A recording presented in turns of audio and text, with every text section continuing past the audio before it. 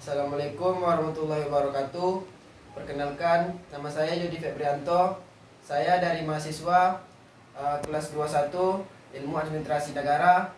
Saya akan mempresentasikan mata kuliah dari Budaya Melayu Riau yang berjudul Bahasa dan Kesantunan Melayu. Dalam budaya Melayu, kesantunan berkait-kaitan dengan persoalan aib atau malu dan adat. Ketidaksantunan sama dengan membuka aib, tidak beradab, dan melanggar adat. Oleh karena itu, kesantunan dianggap sebagai salah satu pertaruhan hidup orang Melayu sejati. Kesantunan berhubungan dengan bahasa dan perilaku berkenaan dengan bahasa. Pujangga Melayu Raja Ali Haji 1809 sampai 1873 dalam bukunya Bustan Al-Katibin atau Taman Tulisan 1267 Hijriah atau 1880 Masehi menulis, adab dan sopan itu daripada tutur kata juga asalnya, kemudian baharulah pada kelakuan. Lihat Asim bin Musa 2005:5. Tutur kata merupakan inti dari kegiatan berbahasa. Menurut Raja Ali Haji, agar dapat mencapai tingkat berbahasa yang beradab dan sopan itu, orang memerlukan ilmu wal al-kalam atau pengetahuan dan bahasa atau percakapan yang diperoleh melalui kehendak yang kuat atau al-hikmat dan kegiatan-kegiatan mengulang-ulang atau al-mudarasah, menghafal atau al-muhazat, berbincang untuk mengingat atau muzakarah, dan menelaah atau meneliti kembali atau mutalaat.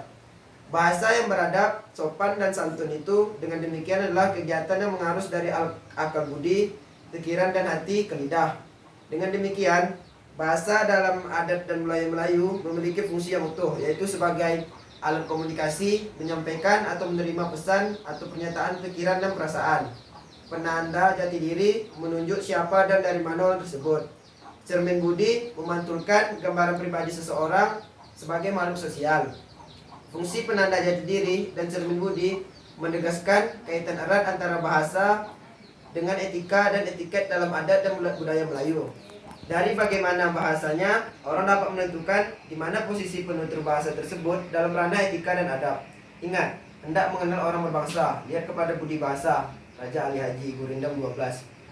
Tindakan berbahasa yang santun itu sekarang sekurang-kurangnya mencakup kemampuan memilih kata atau ketetapan bahasa dengan pikiran dan perasaan yang hendak dikemukakan, dan kearifan merangkai kata sebagaimana dikemukakan Pujangga Tenas Effendi.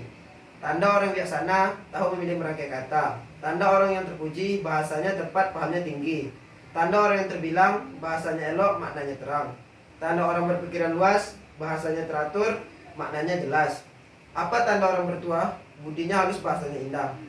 Adat dan adab Melayu membedakan pemakaian bahasa dalam 3 kelompok, yaitu bahasa mendaki, digunakan oleh orang muda terhadap orang yang lebih tua, atau orang yang lebih rendah kedudukannya terhadap orang yang lebih tinggi kedudukannya. Kalau bahasa mendatar digunakan antara sama sebaya atau yang berkedudukan setara, dan bahasa menurun digunakan orang lebih tua atau lebih tinggi kedudukannya terhadap yang lebih muda atau lebih rendah kedudukannya. Ketiga kelompok pemakaian bahasa tersebut sejajar dengan 3 sikap efektif Melayu terhadap sesamanya, sebagaimana digambar dalam ungkapan yang tua dihormati, yang sebaya dikasihi, yang muda disayangi. Tunjuk ajar Melayu menyatakan, adab bergaul di kampung negeri, pandai-pandai membawa diri, baik-baik menjaga pekerti, berlemah lembut merendahkan hati. Adat resam kita hormati, petua amanah kita hormati, mana yang jauh kita hampiri, mana yang dekat kita kunjungi, mana yang tua kita hormati, mana yang sebaya kita kasihi, mana yang muda kita sayangi. Kemudian yang disebut adat berbahasa, tahu alur dengan patutnya, tahu memilih kata mendaki, tahu memakai kata mendatar, tahu menyimak kata menurun, supaya aib tidak tersimbah, supaya malu tidak terdebah. Apa tanda orang berbangsa? Bercakap tahu, berbudi bahasa, berkata arif dalam bahasa, bertutur bijak, berkata-kata.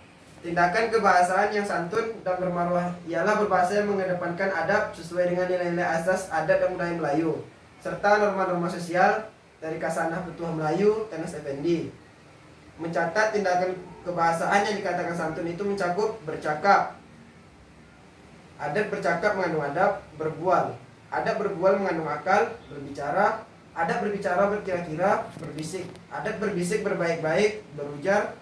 Adab berujar bertunjuk ajar, bertutur. Adab bertutur menuruti alur, berbincang. Adab berbincang menuruti undang.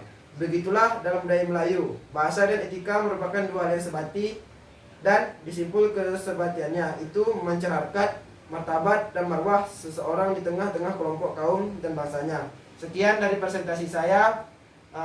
Lebih dan kurang saya minta maaf. Saya akhiri dengan wabillahi taufiq wal hidayah. Wassalamualaikum warahmatullahi wabarakatuh.